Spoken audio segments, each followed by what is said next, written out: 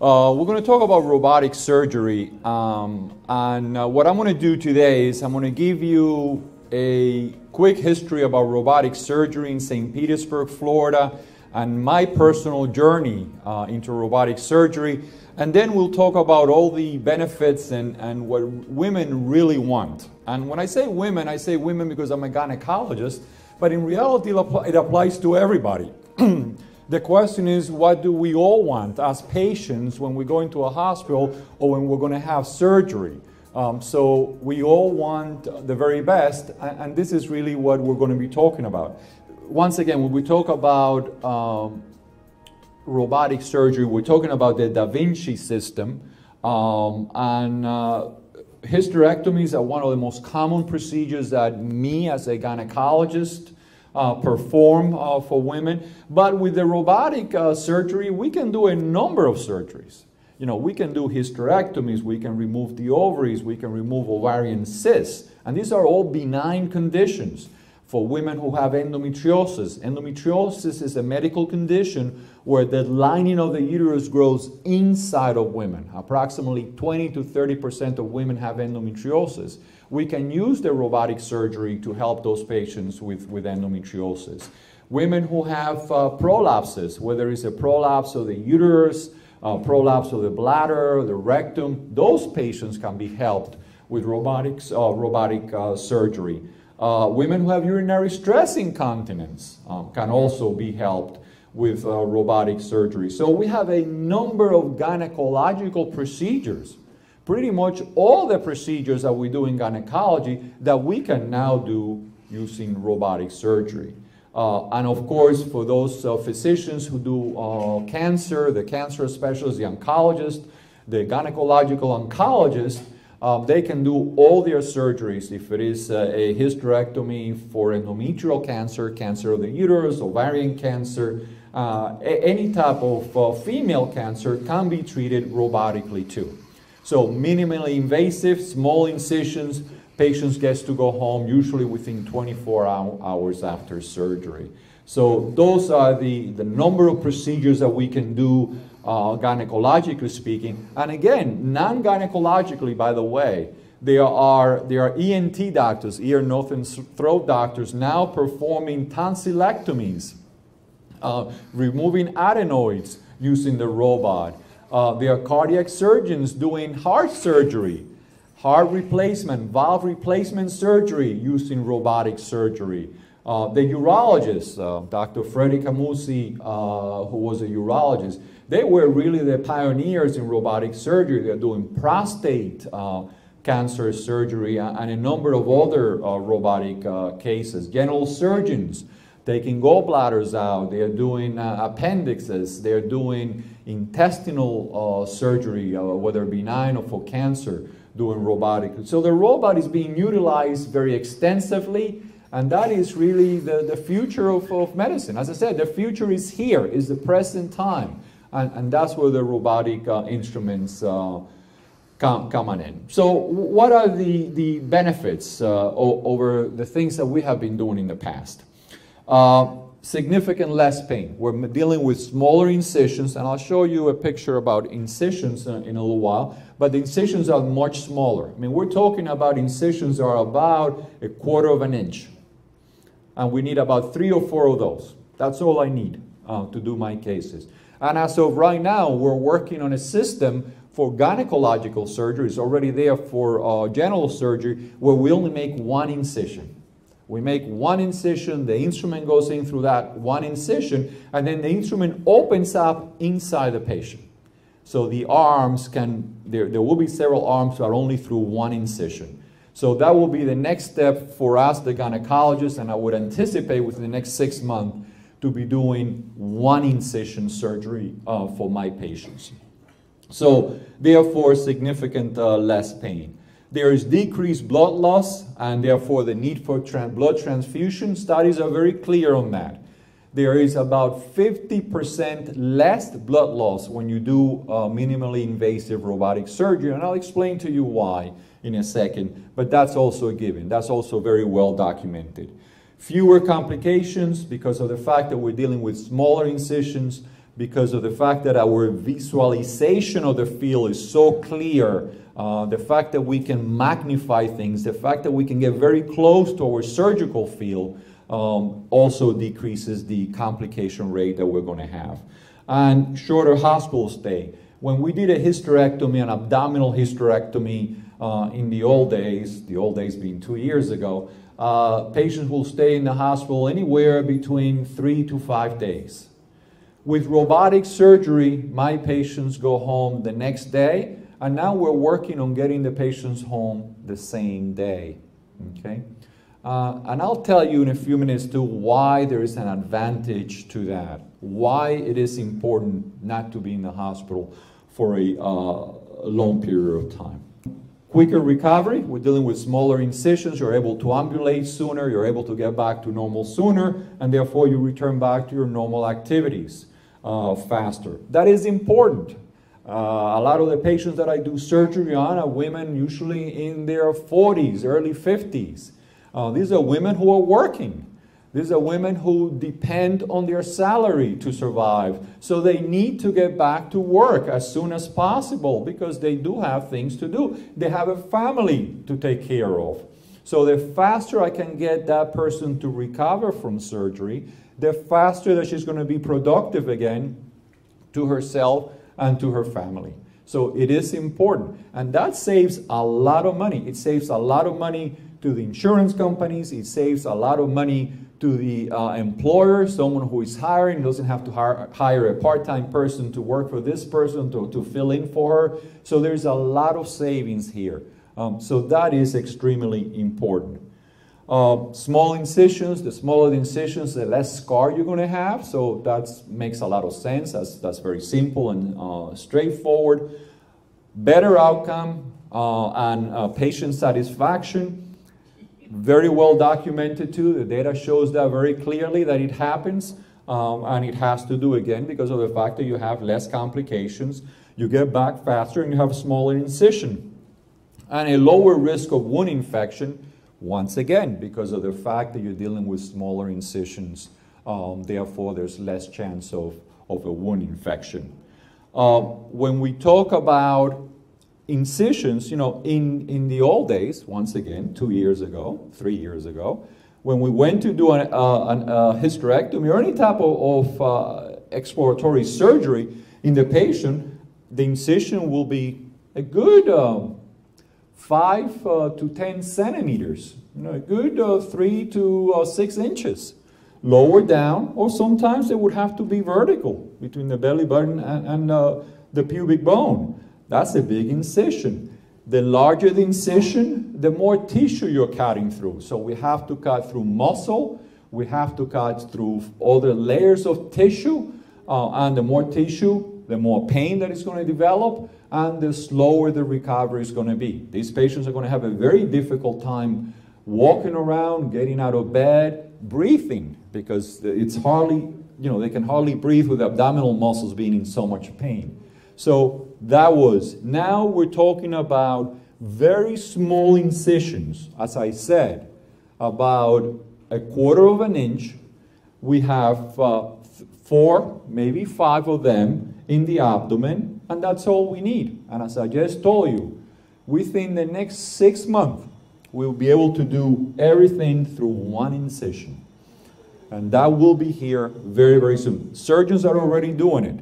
So we just haven't been able to perfect it for gynecology, but I can assure you that it will be here within the next 6 months. Now, when I go to see my patients, and this was the final selling point for me to be more aggressive and to really get into robotic surgery. The first day, the day after surgery, that you go and visit your patient in her room after surgery. Normally, I would walk in the old days, patient will be still laying in bed. She hasn't moved since I did my surgery. She's in a lot of pain, and she's not happy, and I don't blame her. Surgery is surgery. I will walk in, and Mrs. Jones, how you doing today? Later on today, I would like you to at least sit up in bed for a while and do things. First time I walked into my first patient after robotic surgery, Patient is already sitting up on a chair. She's already dressed, and she's already ready to go. It was like, wow, what's going on here? And she just says, I feel perfectly fine. I feel great. I've been able to walk around. I got out of bed last night, not this morning. Even last night, I was already walking around in the hallways. I've been able to empty my bladder perfectly fine. I feel great, and I'm ready to go home. That's the difference that we're dealing. So that was my selling point. That's when I realized that I really needed to get into robotic surgery and that I really needed to perfect my skills in doing minimally invasive surgery, because that patient was out of bed and ready to get out of bed and ready to get out of the hospital right away. That lady was back to work within 2 weeks. And that makes a big difference. With this type of incision, she would have been in the hospital for 3 to 5 days, and she would not have been able to work for at least 4 to 6 weeks. So it makes a big difference. Thanks. So this is what the instrumentation looks like right now. So I just wanted to show you what we're talking about. This is where the console where we sit down to do surgery. So all my manipulation is done on this instrument right here. I'm looking through a TV camera here. This is 3D, okay? 3D magnified picture that I'm looking at. So it's high definition, 3D magnified vision. I mean, so it just doesn't get any better than that. And I can move my camera right next to where I'm doing my surgery.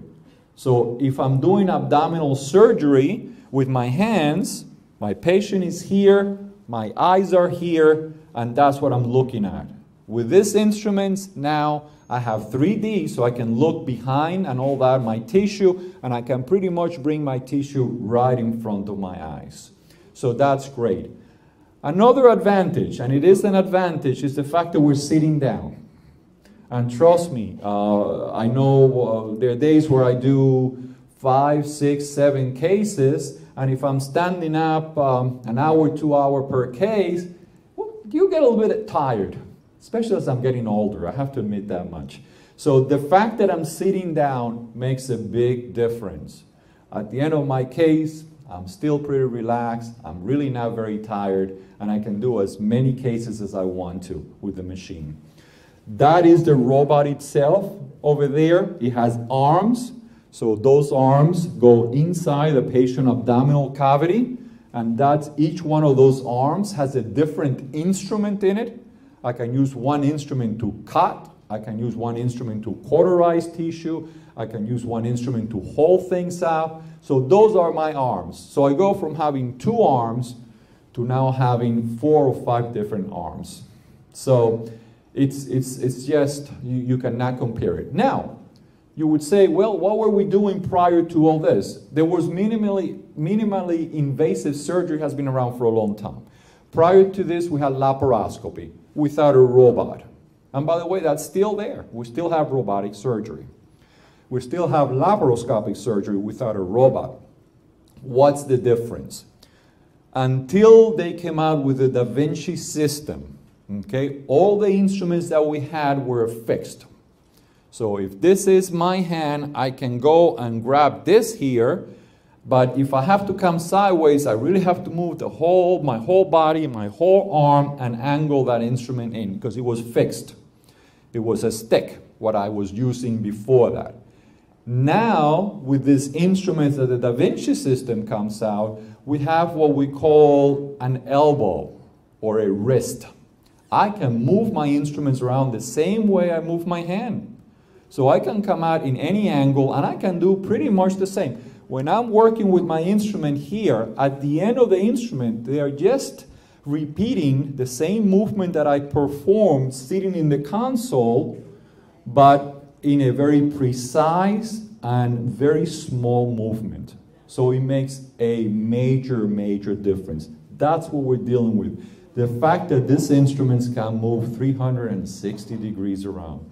Look at your hand, look at your wrist, and you can do the same thing with a robot. Where before, we still have them, we still have that stick that is only one position. If I want to turn it, I have to move the whole instrument around.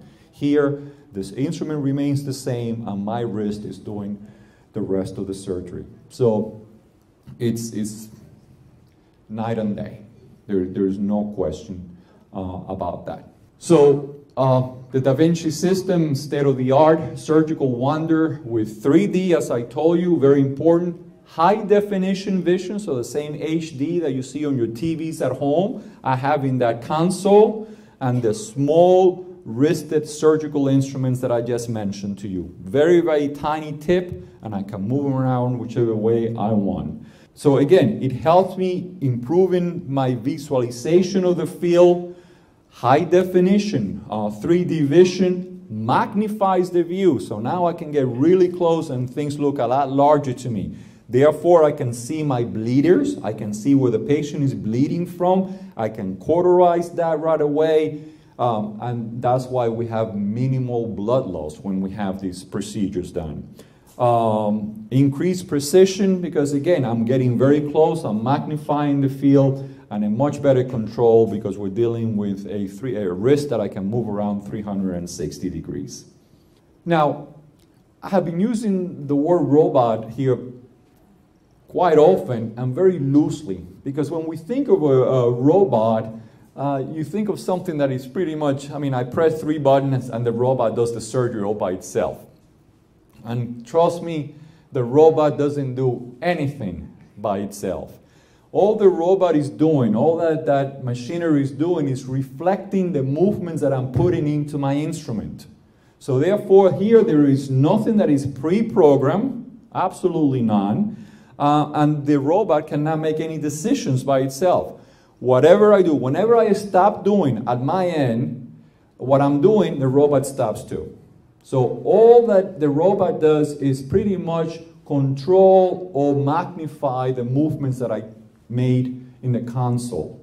So there is no programming. It's not a robot as you think that's going to go and clean your house or do whatever it's going to do. This robot doesn't do anything. It's pretty much under our control. So the surgeon controls everything. Of interest, just as a brief background, they have surgery. There are surgeries that have been done with the patient being in Paris, France, and the surgeon in New York City.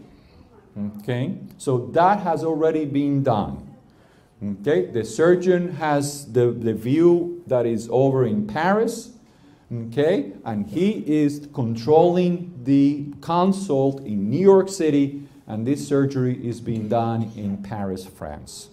Okay, so that's how wonderful an instrument, and that was the whole idea. That was the whole original idea of robotic surgery. The whole point of robotic surgery, which was developed by our military system, is how can we get a soldier who is injured severely in the field of battle to have surgery right then and there without having to move them, wasting time moving them, and not put the surgeon in danger of something happening to them. So what do? You bring the robot in, let the surgeon stay a little bit further away from the line of battle, and let him do the surgery, stabilize the patient there, and then you can transfer the patient someplace else. So that was the whole original idea of the Da Vinci system. That's how this whole idea got started. And here we are today being the standard of care that we utilize. Thank you very much for coming. Thank you very much for taking your time. And I'll be around if you have any other questions. Thank you very much.